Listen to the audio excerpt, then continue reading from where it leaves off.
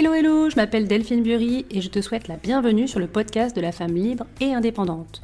Pendant trop longtemps, je suis restée passive dans ma vie professionnelle, mais un jour j'en ai eu ras-le-bol, du métro boulot dodo, ras-le-bol de consommer des choses inutiles pour combler mes manques. En fait, je n'étais tout simplement plus à ma place en tant que salariée. Mon envie d'entreprendre m'a poussée à devoir tout déconstruire pour tout reconstruire. Faisant un pas de côté, j'ai revu mon champ des possibles, j'ai travaillé mon mindset, pris conscience de mon potentiel, mais surtout, je me suis fait confiance. Aujourd'hui, 100% alignée et authentique, je me sens libérée. J'accompagne et copilote les femmes à oser entreprendre et vivre pleinement une vie professionnelle qui leur ressemble. Si j'y suis arrivée, crois-moi, il n'y a aucune raison que toi tu n'y arrives pas aussi. Alors si tu es encore salarié, prête à passer à l'action pour gagner en liberté professionnelle, ou jeune entrepreneur bloqué dans ton business, ce podcast est fait pour toi.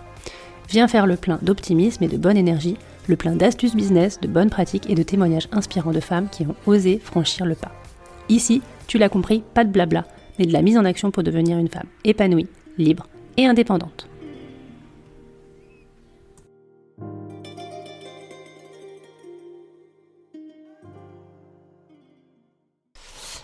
Hello et bienvenue sur le podcast de la femme libre et indépendante. Je te souhaite la bienvenue. Je suis super ravie, super fière de ce podcast que j'ai créé moi-même, que j'ai fait moi-même de toutes pièces. Et je voulais juste le dire aujourd'hui parce que ça fait partie de mon cheminement. Je suis hyper fière et donc je voulais le partager avec vous. On en parlera bien sûr dans d'autres épisodes sur la manière de créer un podcast parce que je pense que c'est si c'est un média qui vous intéresse, c'est un média qui est important parce que tout comme les blogs, tout comme les newsletters, c'est quelque chose qui peut rester et donc ça n'a pas ce caractère éphémère d'une publication, un post que vous pouvez faire sur les réseaux sociaux. Donc il faut y penser, ça peut être vraiment intéressant, surtout si vous aimez, comme moi, prendre la parole, interviewer, discuter sur différents sujets, ça peut être en tout cas pour vous un moyen de vous rendre visible, un moyen d'être écouté et puis surtout de dire ce que vous avez à dire parce que c'est un peu ça aussi, moi, ce qui m'anime. Alors, dans ce premier podcast, j'avais envie de parler avec vous des clés, en tout cas je vais vous en donner 3, qui sont hyper importantes pour gagner en liberté professionnelle et je parle en connaissance de cause parce que, il a fallu que moi je remette pas mal de choses en question quand je suis passée du mode salariat au mode entrepreneuriat. Alors je vais vraiment jouer franc jeu avec toi. Je pense que tout le monde, et là ce n'est pas qu'une question de genre, tout le monde, y compris les hommes et les femmes, rêvent de se sentir plus libre. Je pense que c'est le nerf de la guerre. Et que derrière chacune en fait de nos excuses, se trouve toujours un désir de liberté. Exemple, je voudrais être libre de faire ce que je veux. Il n'y a rien de pire que d'avoir quelqu'un sur le dos ou d'être conditionné et qu'on puisse finalement pas faire ce qu'on a envie de faire. Être libre de dire ce que je veux aussi, parce que oui, on ne peut pas parfois tout dire et des fois il y a des façons aussi de le dire et le fait de ne pas se sentir libre ou d'avoir peur de dire les choses, ça peut aussi nous mettre dans des situations très délicates.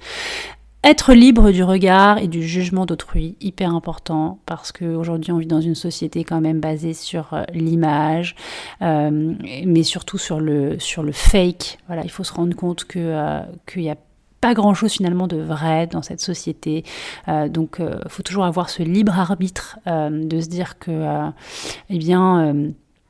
il faut se libérer de cela. Moi, j'ai pendant très très très longtemps, et j'ai été élevée d'ailleurs comme ça, j'avais vraiment ce problème de l'image, ce problème de qu'est-ce qu'on va penser, qu'est-ce que on va pouvoir dire de ce que j'ai fait, de ce que j'ai... Voilà, enfin vraiment, ça c'est un vrai frein au développement personnel, et j'ai compris avec l'âge, avec l'expérience, que c'était un vrai fléau, et que quand on réussissait finalement à se libérer de ce que pensent finalement les autres, on fait un énorme bond en avant. En tout cas moi, c'est ce qui m'a permis aussi de monter mon entreprise, d'être dans l'action, de faire les choses même si elles n'étaient pas parfaites, parce que j'ai ce problème d'être perfectionniste et du coup ça me joue aussi des tours, mais j'ai compris que de toute façon être dans la perfection, ça ne mène à rien, et que du coup, plus on est parfait, et moins on fait les choses, et moins on fait les choses, et moins on expérimente, et moins on a confiance en soi, et donc plus on procrastine, donc ça ne sert absolument à rien du tout. Être libre aussi de quitter son emploi quand on le veut. Alors ça, moi, il y avait des jours quand j'étais encore salariée où je rêvais que d'une chose, c'était de me lever, passer la porte de mon manager et lui dire je m'en vais et je ne reviens pas demain. Mais bien évidemment, c'est quelque chose que, on n'est pas, on ne peut pas faire comme ça. Ça prend du temps déjà dans la tête, et puis après, il faut quand même avoir une petite stratégie. Ça, on en reparlera dans un autre épisode. Je pense que c'est super important, en tout cas quand on a une stratégie de monter une entreprise, d'avoir un projet, etc., de devenir indépendante, de le faire vraiment dans les bonnes conditions, et puis d'avoir des relations et puis des conditions professionnelles en tant que salarié qui sont quand même bonnes, parce que c'est déjà, avoir toutes les chances de son côté pour pouvoir grandir après dans l'indépendance. Être libre de ses relations aussi. Ça, c'est super important. Être libre de ses relations professionnelles et personnelles. Oui, on peut parfois être soumis, on peut parfois être tenu par des relations qui ne nous apportent plus rien, ou qui nous ont apporté dans le passé, mais qui nous apportent plus du tout aujourd'hui. Donc, ça, c'est super important aussi de se libérer de tout ça. Moi, c'est pareil. À un moment donné, je pense que je suis quelqu'un de profondément gentil et bienveillant. Je parle avec le cœur. Et donc, du coup, j'avais plutôt tendance, dans une autre époque, en tout cas, à être beaucoup trop gentille, à dire oui. J'ai l'impression aussi que j'attirais toujours le même type de personnes qui avaient besoin de déverser un petit peu leur sac, parce que, encore une fois, je suis dans l'écoute, donc il n'y a aucun problème. Mais à un moment donné, ça peut être attention, ça peut être aussi des personnes, si c'est souvent les mêmes, qu'elles vont souvent mal, ou qu'ils vont souvent mal, et qui vous racontent toujours leurs mêmes problèmes. Attention, parce que rien ne changera, en fait. Donc, voilà, aujourd'hui je perds plus trop de temps avec ce genre de personnes, ou alors en tout cas c'est des personnes que j'aime profondément, je me pose avec eux, j'essaie de leur expliquer ou de leur faire comprendre que la vérité elle n'est pas là où elle la voit.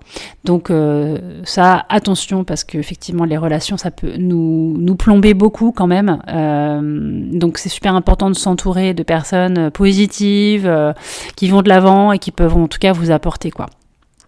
Être libre, de se planter, de pouvoir, de l'échec. L'échec fait partie de la vie, c'est comme ça qu'on apprend, c'est comme ça qu'on se relève. Donc, ne pas avoir peur de ne pas y arriver, c'est pas grave. C'est aussi comme ça qu'on fait le bilan finalement de quelque chose, d'un projet qu'on a voulu mettre à profit, et là on se dit ok, ça n'a pas marché, c'est pas grave, c'est que du coup on fait le bilan en se disant je ferai mieux la prochaine fois, on se dit voilà ce que je mettrai en place, mais c'est pas grave, parce que c'est aussi comme ça qu'on laisse tomber certaines choses qu'on croyait finalement, on était persuadé que ça allait être quelque chose qui allait nous apporter, persuadé que ça allait être quelque chose qu'on allait aimer faire, et puis finalement c'est en le faisant qu'on se rend compte que non, on n'y a pas pris plaisir. Donc voilà, ça c'est super important. Être libre aussi de réussir, parce que faut savoir qu'il y a des gens qui ont peur de ça, en fait, peur de briller. Oui, on peut avoir la peur de briller, la peur d'y arriver. Donc et ça existe aussi beaucoup dans les familles, par exemple dans les fratries, souvent ça arrive qu'un des frères ou une des sœurs soit brillante, mais n'ose pas vraiment se lâcher à 200%, parce que elle a peur finalement d'être encore une fois d'être jugée, d'être regardée, et surtout d'être jalousée. Voilà, donc après, être libre d'être aimé, envié, suivi, être libre de ses finances aussi, de son compte en banque, ça c'est super important. Enfin, à toi de compléter la liste non exhaustive si tu le souhaites. Donc maintenant, si je te disais finalement qu'en fait t'es déjà libre, mais que peut-être il y a quelque chose que t'as pas compris, alors, je me permets d'insister sur le fait que tu es libre. Mais qu'en plus, toi seul as la responsabilité de cette liberté. Donc, je vais te donner dans ce podcast 3 clés qui sont hyper importantes que tu comprennes, pour que tu comprennes effectivement à quel point c'est toi qui as le contrôle de ta liberté. Et j'en parle encore une fois en connaissance de cause. Donc, écoute bien ces 3 clés. La première clé, c'est changer l'état d'esprit, absolument. En fait, tout part de l'état d'esprit et franchement, je pense que c'est d'une toute grande logique. Vous avez certainement déjà vécu des journées où vous arrivez, vous n'êtes pas bien, peut-être que vous avez mal commencé la journée et donc du coup vous arrivez, vous avez vous traînez un peu le pied, vous avez pas le sourire et donc du coup votre journée, vous donnez un petit peu le ton à votre journée, vous n'allez pas forcément passer une bonne journée, les choses vont s'enchaîner de manière négative et puis et c'est vous allez peut-être avoir en plus au téléphone un client qui va vous faire des reproches, vous allez tout voir en noir et donc du coup ça va vous mettre dans une situation négative qui n'est pas bonne. Alors que en changeant tout simplement son état d'esprit, on peut tout libérer en voyant les choses de manière positive, en ayant l'esprit libre, en ayant le sourire, même le corps en fait change et c'est super important, c'est super indispensable parce que vraiment l'état d'esprit c'est ce qui permet d'ouvrir énormément de portes. Aujourd'hui, je pense que si le monde va mal, c'est aussi parce que les gens en fait vivent dans leur enfermement de pensées négatives et se limitent à elles seules.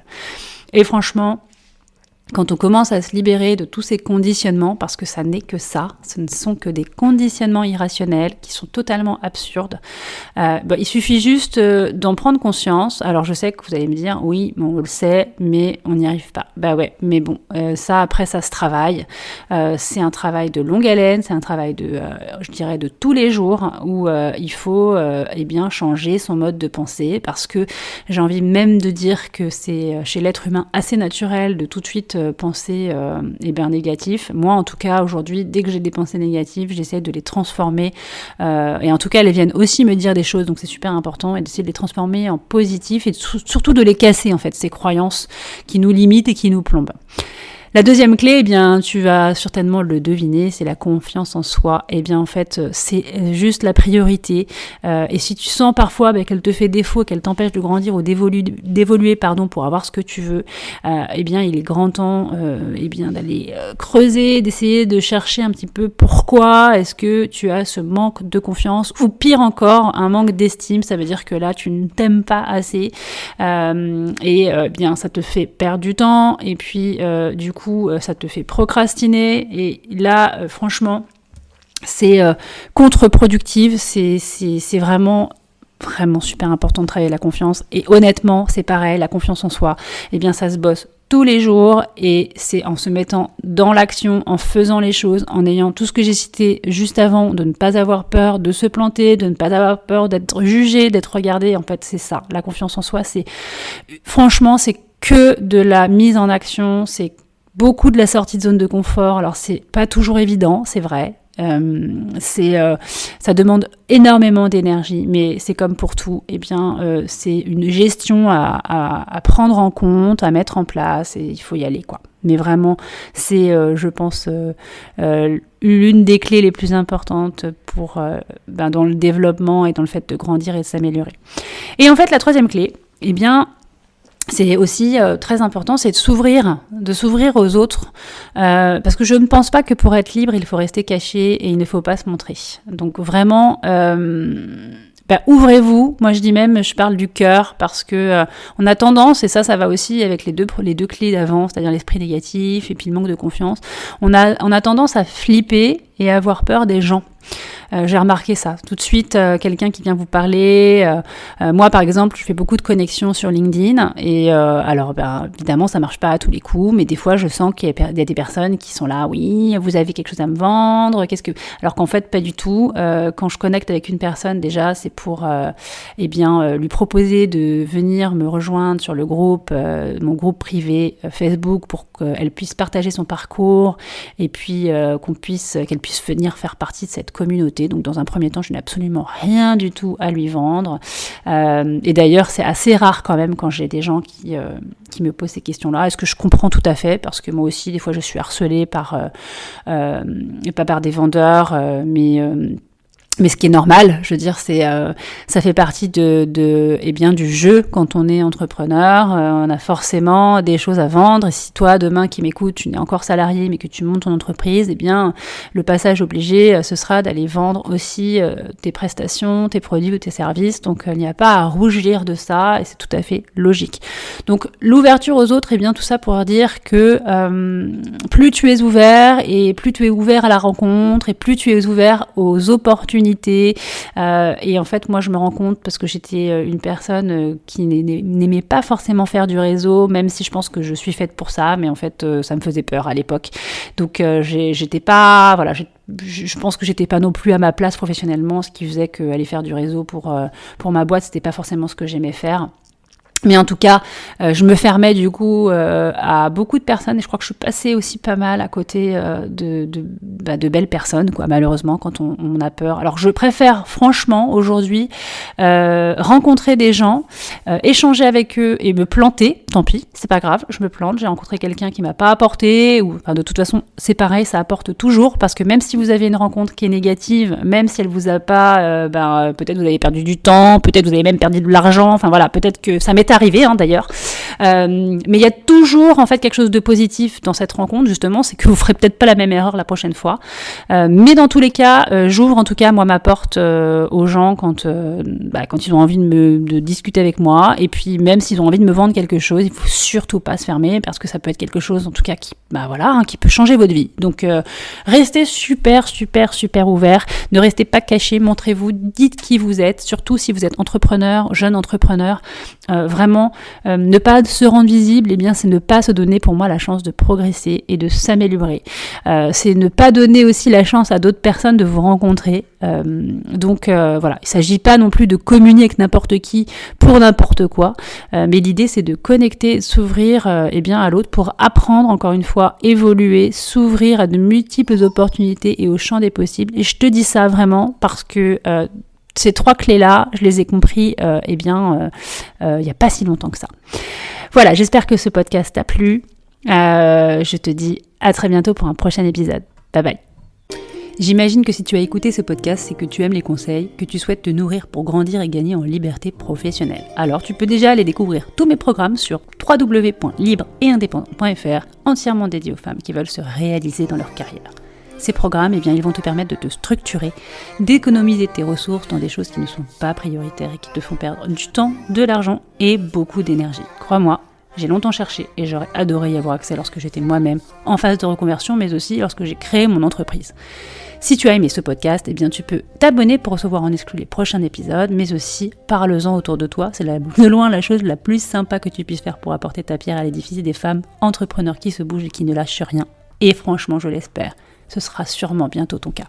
Je te dis à très vite. Bye bye.